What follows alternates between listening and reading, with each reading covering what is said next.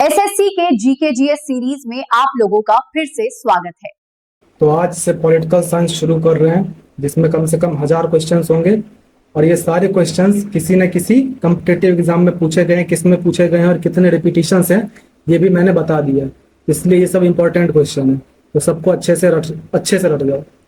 तो अब शुरू करते हैं। आज का है मौलिक अधिकार, कर्तव्य और डीपीएसपी। तो पहला है, भारत के संविधान के निम्नलिखित अनुच्छेदों में से कौन सा अनुच्छेद धार्मिक स्वतंत्रता के अधिकार की गारंटी देता है? तो अनुच्छेद 25 से 28। भारतीय संविधान में उल्लिखित मौलिक अधिकारों के संबंध में निम्नलिखित में से कौन सा कथन असत्य है? तो ये छुआछूत मानने के लिए आवश्यक स्थितियां प्रदान करते हैं, ये असत्य है। भारतीय संविधान का कौन सा अनुच्छेद धार्मिक मामलों के प्रबंधन की स्वतंत्रता से संबंधित है? तो वह है अनुच्छेद 26। यहाँ पे धार्मिक मिस हो गया है, बट वो मैंने देख लिया, क्वेश्चन में वही लिखा हुआ था, तो वो एक बार यहाँ पे कर लेना खुद से। भारतीय संविधान के अनुच्छेद ब्लैंक के अंतर्गत सर्वोच्च न्यायालय ने इंटरनेट की पहुंच को मौलिक अधिकार घोषित किया है, तो किसके तहत? अनुच्छेद 19 के तहत।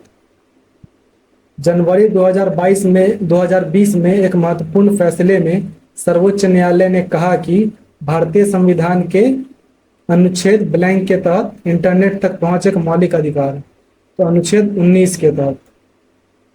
किस अनुच्छेद के तहत भारत के प्रत्येक नागरिक को स्वास्थ्य का अधिकार दिया गया है? तो अनुच्छेद 21 के तहत। संविधान का निम्नलिखित में से कौन सा अनुच्छेद यह घोषित करता है कि कानून द्वारा स्थापित प्रक्रिया के अतिरिक्त किसी भी व्यक्ति को उसके जीवन या व्यक्तिगत स्वतंत्रता से वंचित नहीं किया जाएगा? तो अनुच्छेद 21 यह सुनिश्चित करता है। भारतीय संविधान का कौन सा अनुच्छेद विभिन्न आधारों पर किसी भी भारतीय नागरिक के साथ भेदभाव से संबंधित है? वह अनुच्छेद 15। भारतीय संविधान में धर्म, नस्ल, जाति, लिंग या जन्म के आधार पर भेदभाव निषेध की बात किस अनुच्छेद में की गई है? तो अनुच्छेद 15 में। भारतीय संविधान का निम्न में कौन सा अनुच्छेद अस्पृश्यता को समाप्त करता है? तो अनुच्छेद 17। भारत के संविधान का अनुच्छेद 17 किसके उन्मूलन से संबंधित है? तो अस्पृश्यता के। भारत के संविधान के किस अनुच्छेद के प्रावधानों के अंतर्गत भारत रत्न पुरस्कार का प्रयोग प्राप्तकर्ता के नाम के लिए उपसर्ग या प्रत्यय के रूप में नहीं किया जा सकता? यानी उपहारों के बहिष्कार की बात कर रहे हैं, वो कौन सा है? अनुच्छेद 18(1). भारतीय संविधान का कौन सा अनुच्छेद अल्पसंख्यकों को शैक्षणिक संस्थानों की स्थापना और उनके प्रशासन का अधिकार देता है? तो अनुच्छेद 30। सभी अल्पसंख्यकों को धर्म या भाषा के आधार पर अपनी रुचि के शिक्षण संस्थाओं की स्थापना और प्रशासन का अधिकार होगा। भारतीय संविधान का कौन सा अनुच्छेद इस अधिकार की गारंटी देता है? तो वह अनुच्छेद 30। निम्नलिखित में से कौन सा भारतीय संविधान का प्रावधान उससे संबंधित अनुच्छेद के साथ सही तरीके से जोड़ा गया है? तो जीवन की सुरक्षा और व्यक्तिगत स्वतंत्रता, अनुच्छेद 21। बाकी सब जो है वो उल्टा पुल्टा जोड़ दिया गया है। कौन सा आर्टिकल किसी व्यक्ति को गिरफ्तारी और हिरासत से सुरक्षा प्रदान करता है? अनुच्छेद 22। भारतीय संविधान का कौन सा अनुच्छेद कुछ मामलों में बंदीकरण और कैद से संरक्षण प्रदान करता है? तो अनुच्छेद 22। भारत के संविधान में प्रेस की स्वतंत्रता किस अनुच्छेद के तहत सुनिश्चित की गई है? तो अनुच्छेद 19 के तहत। कहाँ थे? अनुच्छेद 19 के तहत। भारतीय संविधान का निम्नलिखित में से कौन सा अनुच्छेद किसी भी सरकारी कार्यालय में रोजगार में भेदभाव का निषेध करता है? तो अनुच्छेद 16। भारतीय संविधान का कौन सा अनुच्छेद संविधान के भाग 3 में प्रदत्त अधिकारों के प्रवर्तन के लिए उचित कार्यवाही से उच्चतम न्यायालय के समक्ष याचिका दायर करने का अधिकार देता है? तो अनुच्छेद 32। भारतीय संविधान के किस अनुच्छेद में उच्चतम न्यायालय को याचिकाएं जारी करने की शक्ति प्रदान की गई है? तो अनुच्छेद 32 में। भारतीय संविधान का कौन सा अनुच्छेद यह घोषणा करता है कि भारतीय संविधान 1950 के लागू होने से पहले के भाग 3 से असंगत सभी कानून शून्य माने जाएंगे? तो अनुच्छेद 13 में यह बात कही गई है। भारतीय संविधान का कौन सा अनुच्छेद राज्य को उपाधियां प्रदान करने से रोकता है? तो अनुच्छेद 18। भारत के संविधान का निम्नलिखित में से कौन सा अनुच्छेद उपाधियों के उन्मूलन से संबंधित है? तो अनुच्छेद 18। भारत के संविधान का निम्नलिखित में से कौन सा अनुच्छेद अल्पसंख्यकों के हितों के संरक्षण से संबंधित है? तो अनुच्छेद 29। भारतीय संविधान का कौन सा अनुच्छेद कानून के समक्ष समानता प्रदान करता है? तो अनुच्छेद 14। भारत के संविधान का निम्नलिखित में से कौन सा अनुच्छेद समानता के अधिकार से संबंधित है? तो 14 से 18। भारतीय संविधान में मौलिक अधिकारों की विशेषताएं आंशिक रूप से अधिकार अधिनियम से इसकी प्रेरणा प्राप्त करती है, जो किसके संविधान में नहीं था? तो यूएसए के। भारतीय संविधान के निम्न में से किस भाग में मौलिक अधिकारों का वर्णन है? तो भाग 3 में है। भारतीय संविधान में कितने मूल अधिकार और मौलिक कर्तव्य निर्धारित किए गए हैं? तो क्रमशः 6 मूल अधिकार और 11 मौलिक कर्तव्य। भारत में मौलिक अधिकारों के संबंध में निम्न में से कौन सा कथन गलत है? तो ये उल्लंघनीय और स्थायी है। ये बात जो है गलत है। उल्लंघनीय, हाँ, ये अलंघनीय या स्थायी है, ये बात जो है गलत है। भारत में संघ बनाना एक क्या है? तो एक मौलिक अधिकार है। निम्न में से किसे भारतीय संविधान में मौलिक अधिकार के रूप में सूचीबद्ध नहीं किया गया है? तो मुफ्त कानूनी व्यवस्था को। भारतीय संविधान के अनुसार निम्न में से न्यायालय में कौन प्रवर्तनीय नहीं है? तो मूल अधिकार जो है वो न्यायालय में प्रवर्तनीय नहीं है। सॉरी, प्रवर्तनीय है। सॉरी, वही मैं सोचा प्रवर्तनीय है होना चाहिए। तो कौन प्रवर्तनीय है? तो मूल अधिकार। भारतीय संविधान के किस अनुच्छेद में मौलिक अधिकारों का वर्णन? तो 12 से 35। निम्न में से कौन सा मौलिक अधिकारों से संबंधित नहीं है? तो संपत्ति का अधिकार। मौलिक अधिकारों की सूची से संपत्ति के अधिकार को कब हटाया गया था? तो 1978।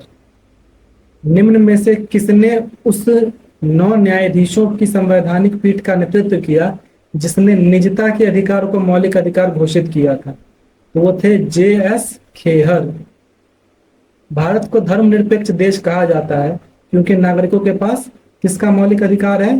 तो अपने पसंदीदा धर्म को स्वीकार करने की स्वतंत्रता का मौलिक अधिकार।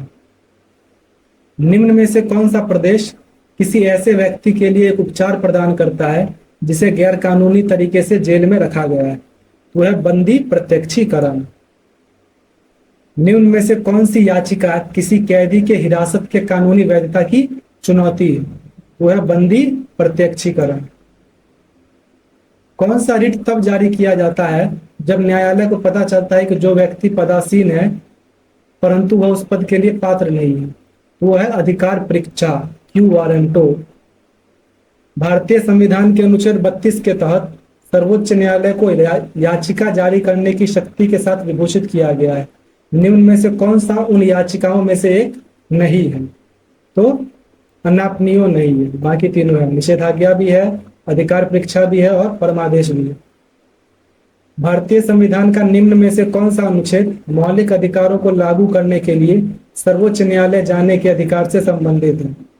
तो अनुच्छेद 32। मौलिक अधिकारों की सुरक्षा के लिए भारत के सर्वोच्च न्यायालय के द्वारा कितनी रिट जारी की जा सकती है? तो 5 तरह की रिट जारी की जा सकती है। भारत के सर्वोच्च न्यायालय द्वारा की गई व्याख्या के अनुसार फोन कॉल का दोहन संविधान के अनुच्छेद ब्लैंक में प्रदान किए गए मौलिक अधिकार का उल्लंघन करता है। तो कौन से संविधान अनुच्छेद में? तो अनुच्छेद 21 में। परमादेश रिट का क्या अर्थ है? तो हम आदेश देते हैं। किस समिति ने मौलिक कर्तव्यों का पालन न करने पर जुर्माना या सजा का प्रस्ताव रखा था? तो स्वर्ण सिंह समिति ने। भारतीय संविधान के अनुसार निम्न में से कौन सा मूल कर्तव्य नहीं है? तो सार्वजनिक चुनाव में मतदान करना। ब्लैंक का संरक्षण किसी भी भारतीय नागरिक का मूल कर्तव्य है। तो वन्य जीवों का संरक्षण। निम्न में से कौन सा विकल्प मूल कर्तव्यों में शामिल नहीं है? तो केवल व्यक्तिगत विकास और व्यक्तिगत गतिविधियों पर ध्यान देना। 11वां मौलिक कर्तव्य किससे संबंधित है? तो शिक्षा से। निम्न में से कौन सा मूल कर्तव्यों में सूचीबद्ध नहीं है? तो आम असंगति की भावना को बढ़ावा देना। निम्नलिखित में से किसके कार्यकाल के दौरान स्वर्ण सिंह समिति का गठन किया गया था? तो इंदिरा गांधी के दौरान। मौलिक कर्तव्य कितने क्या हैं और कानून द्वारा परिवर्तनीय नहीं है, लेकिन किसी भी मामले का निर्णय करते समय न्यायालय द्वारा दृष्टिगत रखे जाते हैं। तो मौलिक कर्तव्य क्या है? तो वैधानिक है। निम्न में से कौन सा भारतीय संविधान में मौलिक कर्तव्यों के अंतर्गत नहीं आता? तो वयस्क मताधिकार का प्रयोग करना। मौलिक कर्तव्यों को भारतीय संविधान के भाग 3 में नहीं रखा गया, क्योंकि भाग 3 क्या है? तो जस्टिसेबल। निम्न में से कौन सी भारतीय संविधान में उल्लिखित मौलिक कर्तव्यों की एक विशेषता नहीं है? तो इनके उल्लंघन पर कानूनी कार्रवाई होती है, ये जो है नहीं है। निम्न में से कौन सा भारतीय संविधान में उल्लिखित एक मौलिक कर्तव्य नहीं है? तो सुधार लाना नहीं। भारतीय संविधान का कौन सा अनुच्छेद यह कहता है कि भारत के प्रत्येक नागरिक का कर्तव्य है कि वह वैज्ञानिक स्वभाव, मानवतावाद और जांच और सुधार की भावना विकसित करे? वह 51A। निम्न में से कौन सा विकल्प भारतीय संविधान में मौलिक कर्तव्य के रूप में सूचीबद्ध नहीं है? तो यातायात नियमों का पालन करना। निम्न में से किसे भारत के संविधान में मौलिक कर्तव्य के रूप में सूचीबद्ध नहीं किया गया? तो वह करों का भुगतान। देश के नागरिकों को मौलिक कर्तव्य सिखाने के सुझावों को कार्यान्वित करने वाली समिति को किस नाम से जाना जाता है? तो JS वर्मा समिति के नाम से। निम्न में से कौन सा एक मौलिक कर्तव्य नहीं है? तो चुनाव के दौरान मतदान करना। भारतीय संविधान के किस अनुच्छेद में मौलिक कर्तव्यों के बारे में उल्लेख किया गया है? तो अनुच्छेद 51A में। ये देखो 4-4 साल पूछा गया, 19 में और 21 में तो 3 बार पूछा गया, MTS में भी, CHSL में भी और GD में भी, तो ये ध्यान रखना।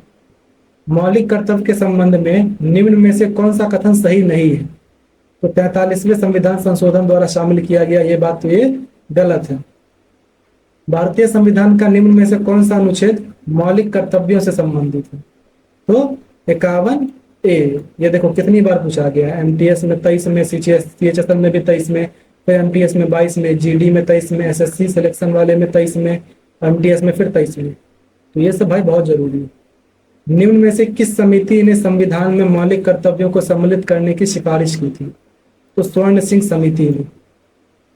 भारतीय संविधान के किस भाग में कल्याणकारी राज्य का विचार है?